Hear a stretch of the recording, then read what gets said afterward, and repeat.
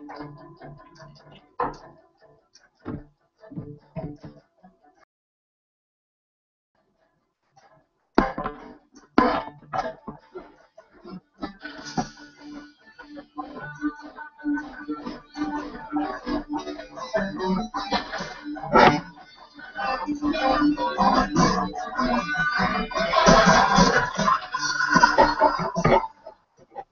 time now for Lumber King Wrap. I'm Jeff Patterson alongside assistant coach Sean Crozier and intern Ian as we present the Pembroke Lumber Kings podcast.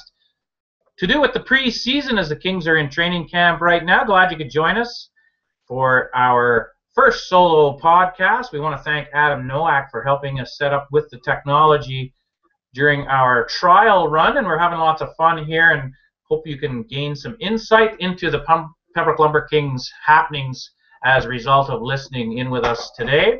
And Sean, training camp underway this week. The Lumber Kings are definitely starting to ramp up the action as we see things were starting to get a little bit heated on the ice today, which is probably a pretty good sign in a coach's eyes, isn't it?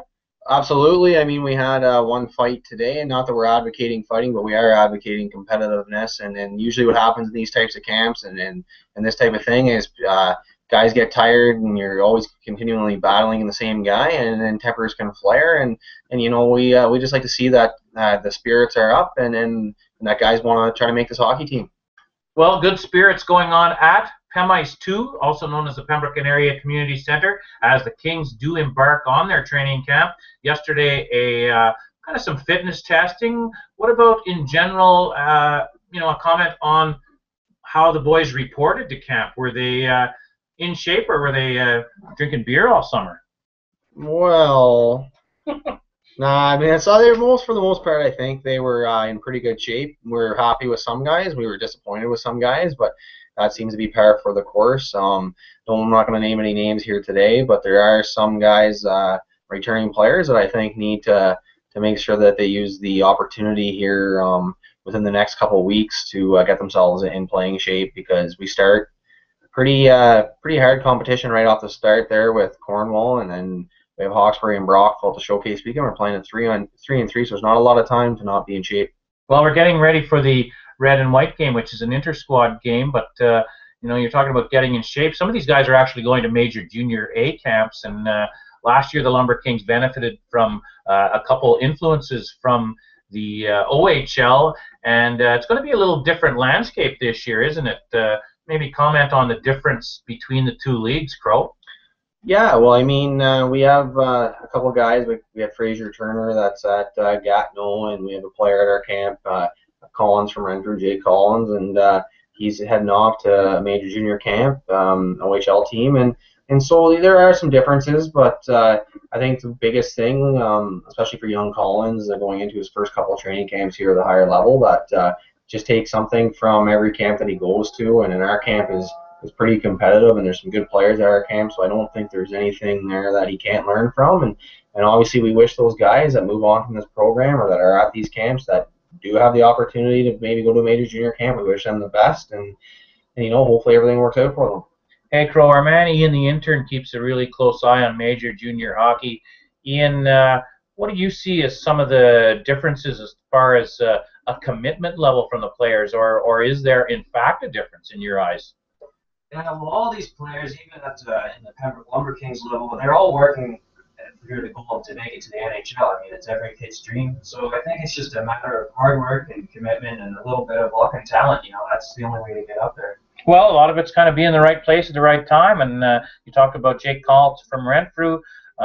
Crow, you know the story of a Renfrew boy going on and having some good success in hockey. When we look at the current Lumber Kings lineup, one of the local kids that kind of caught my eye this morning, Chris Minns. He's a big man. He's one of these utility guys. Like if he was a baseball player, he'd play first, second, shortstop, third, you name it. Last year he played defense and forward for the Kings.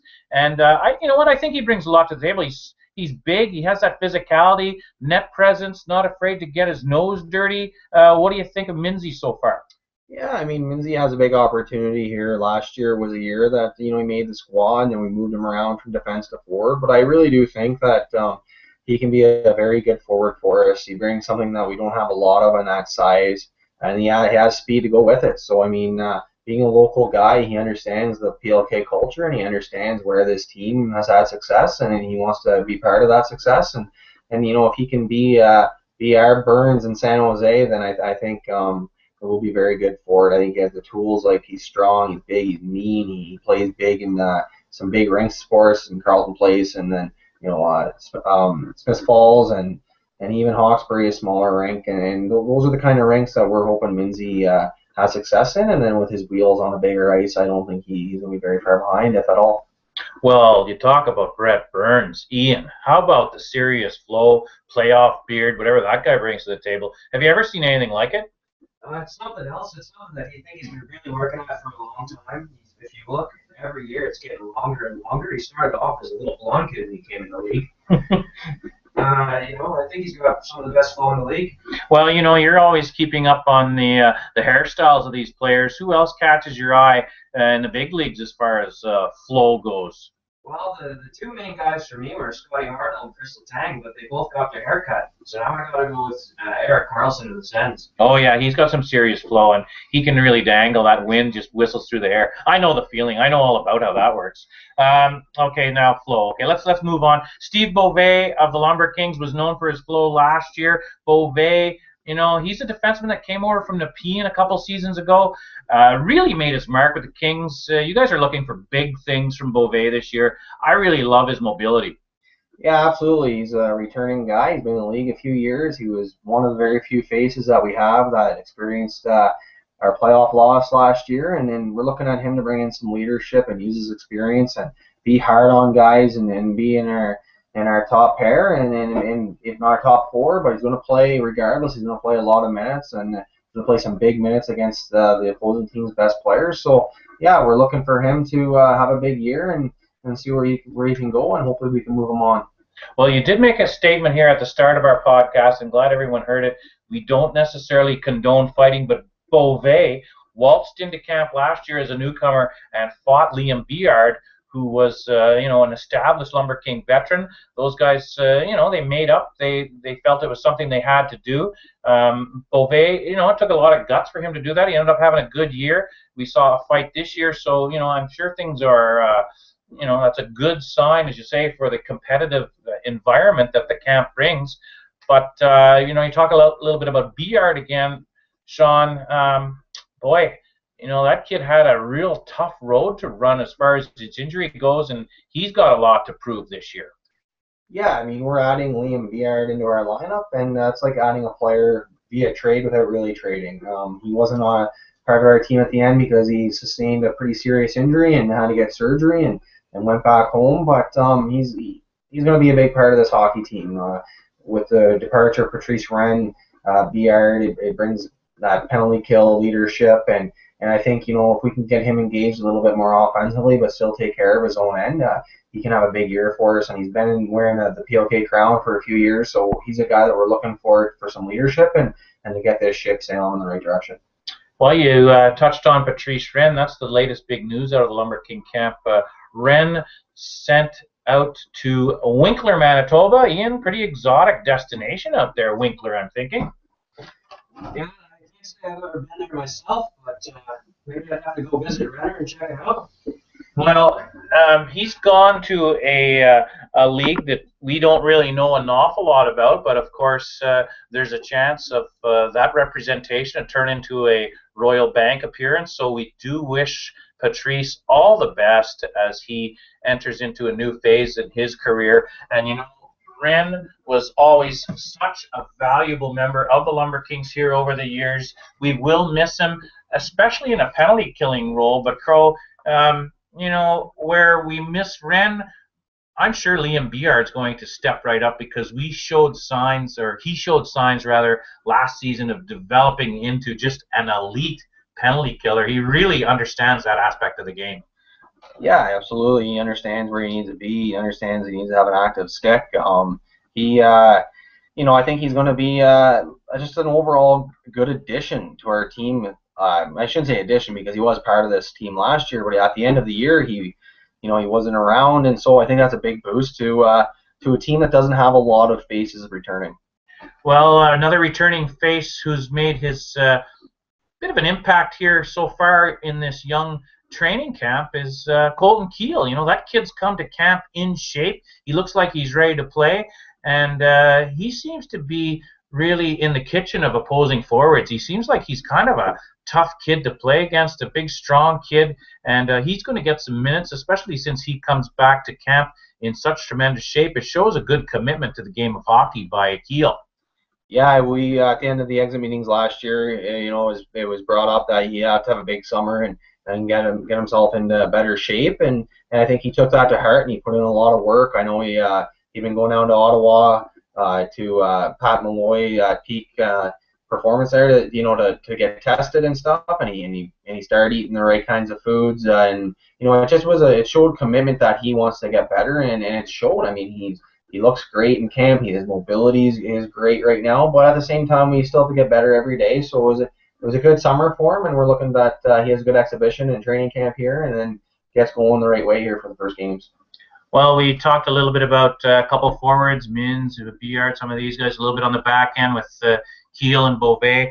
How about your goaltender with the very long name, multi-syllables, Hordadechuk? What have you seen from him? I know he's a veteran and was really outstanding up north when he played last season. Yeah, he's a smaller, slighter goaltender, but what he lacks in size, he makes up with in compete. He's a guy that battles in there so far from what we've seen and all the reports we've had on him. He battles hard and he works hard, and I've just had a little bit of interaction with him. Just been going into the dressing room and getting the one team ready for the game, and he seems engaged. He seems into it. He's faced a lot of shots, so you know, we're hoping that he can stop the puck for us and can add that strong presence in the crease that every team needs. And if he can do that, then he gives us a chance to win on any given night, and that's what we're asking for. Well, we want to thank the listeners for joining us here for our pre-season edition of the Pembroke Lumber King podcast here. We're calling this King's Wrap. And we're wrapping away with assistant coach Sean Crozier and intern Ian. Time now for our alumni feature, and Mr. Crozier has a bit of a report on his old, well, I used to call you guys the Bruise Brothers, your old partner in crime, Mr. Eric Selleck. Yeah, good news for Selly. I still keep in contact with him when I can, and he has signed an NHL deal with the Portland Pirates out of Maine, so I know he's extremely excited about going there. It's a little closer to home than Chicago and San Antonio were, so I think he's happy about that. So I just want to give the listeners out there, because it seems like at the rink a lot of people still remember Selly, and they're asking about where he is. And when I was talking to him last, he said he's going to try to get to one of our games. He's not sure if he can make it up to Pembroke on a Sunday night, but he's going to try to maybe get to one of the road games. And I'm hoping maybe before he does that, he can maybe answer my challenge, the ALS Ice Bucket Challenge. I nominated him, and it seems like he hasn't responded, although he has talked to me after I nominated him, so I don't know if he's afraid of the ice or the cold water or not. If he's more of a, I don't want to think he's a primo now, Patty, but no, just having fun there. He's doing well, and we wish all our alumni and all the guys I played with before me the best as they continue their careers in hockey. Well, we always are going to touch on some alumni as we work our way through the King's Rant podcast here, and you know, we kind of started a little bit in the pro ranks here with Mr. Selleck, and Ian, I want to touch base about the NHL game with you. You're a keen follower of the Pittsburgh Penguins. The Penguins doing a bit of house cleaning in the front office this summer. You're all keen. You think that they actually have a chance to do something, but maybe tell these listeners the latest developments in Pittsburgh camp. Snore, snore, wink, wink, nudge, nudge. What do you got going on there?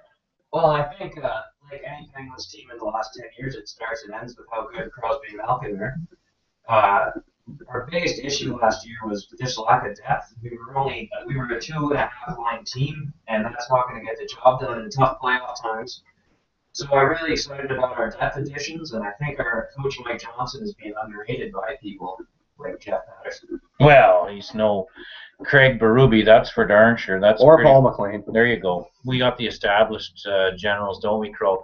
You know, the big news caught my eye always wonder someone with the name of Gagne as a last name. Simon Gagne, the ex-Flyer, lands in the Boston Bruins camp. Used to really slay the Bruins with some goals when he wore the orange and black for Philly, but now he's going to be toiling against them in Beantown. What do you think of that guy? Oh, it's going to be interesting. I think Gagne's had a good career and might be a good fit for him. Going there late in his career, playing on a good hockey team and a good system. So maybe that's what he needs to hoist a cup here. And I think those older guys like a Ginlo was there, and it just seems like a good atmosphere for some established players to go to. And it seems like I don't know about you, Patty, but it seems every year now players are moving around more than when I remember when I was a little bit younger. So I guess we got to get used to that kind of thing, and hopefully maybe the Senators can eventually land some free agents. Maybe, I guess not for this year, but in the future. Well, let's hope they're fun to watch this year. We want to, highlight what they've done, which is, they're moving bodies around, but they haven't done any big deals yet, really. No, I guess Spets is fairly big, but they didn't bring any big names in return back to Ottawa for him, right? Yeah, some might say addition by subtraction, but I think that's a bit harsh. I mean, he's a guy that puts some points on the board, and I think there's going to be times this year where we do miss Spets' scoring ability, but in the long run, he moves on to a team that has like a legitimate chance to come out of the Western Conference right now. And Ottawa, I don't think is at the point where they can seriously say they're going to contend for the Eastern Conference, but I think they're moving in the right direction, adding some big bodies and doing what they can with their self-imposed salary cap. Well, you talk about the Sens. I know, Ian, you have the insight on these mighty Senators coming to Pembroke here to make an appearance at Canadian Tire. Can you give the listeners a little detail on that? Yeah, we're not exactly sure who, but we know a couple of Senators will be in town on next Wednesday for multiple hours for fan meet and greet, signing, talking. They're going around all the local communities trying to boost sense of morale in the area. Well, that should be lots of fun. I'm looking forward to seeing the mighty Senators kicking around Pembroke. That's pretty much a treat, don't you think, Crow? Yeah, I wonder if we can maybe get them out to the main drag in Douglas and the great township of Admas and Bromley, but I don't know if that's on their stop or not. You better plan a parade. It might be the only one the Senators are going to have this year. Well, if there's a parade in Douglas and it's not the St. Patty's Day parade, the Santa Claus parade, we'll take the Senators. Oh, well, a good second choice, I guess. Lumber Kings not parading quite yet, but they are parading on the ice. Exhibition schedule, very tight. We have the red and white game coming up later today. We wanted to update you on a few of the other games. Sunday, 4 o'clock at Pem Ice 2, Pembroke Area Community Center. The Kings will be taking on Nepean. And then they're heading to Carleton Place on Tuesday. Back home, Pembroke here on Wednesday. That's a 7:30 game against Carleton Place, so home and home. Huge test for the club, right? Carleton Place, obviously, being that close to being a national champion is obviously the measuring stick in the CCHL, and we're looking forward to that. Any rumblings out of that Carleton Place camp, Ian or Sean? No, I mean, I don't really try to pay attention to them too much at this point. They don't like us, we don't like them. They got the best of us last year in a 7-game series, but it's a new year, and I think it's a close trip for us, close trip for them for exhibition games, but you're going to know that our returning guys and their returning guys and everyone in between is going to be geared up for those 2 games. Well, the schedule continues. There's 6 exhibition games, and they're all in close proximity to each other. The 21st, a Thursday, Pembroke hosts Nepean.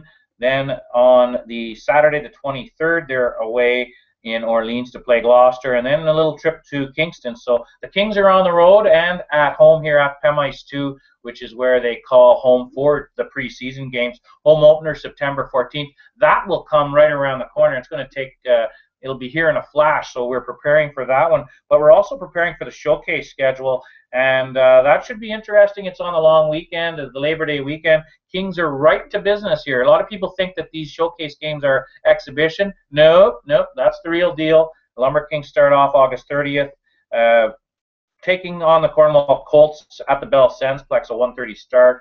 And we're going to be starting to broadcast games pretty well then. And we're looking forward to the season. It's right around the corner. Any further comments from you gentlemen? We have Ian the intern and Sean Crozier, assistant coach of the Kings, with me here for our preseason podcast. We're just starting to wind it up. No, I mean, just come on out to our games, our exhibition games, and we give you the home opener, and come on out and support the team. I think you're going to like the changes we've made, and I hope the players we brought in can give the hockey fans in Pembroke something to cheer about. Ian, last word to you. I just want to thank you guys for giving me an opportunity to help out with the team. Well, we're glad to have you. Always can use the assistance of an intern. So thanks, Ian. Thanks, Sean. My name's Jeff Patterson. We are signing off here on King's Rant. Glad you could join us. We're going to try to bring you another podcast here within the next 10 days or so. So stay tuned. Keep your ears peeled for Lumber Kings Wrap. Have a good one.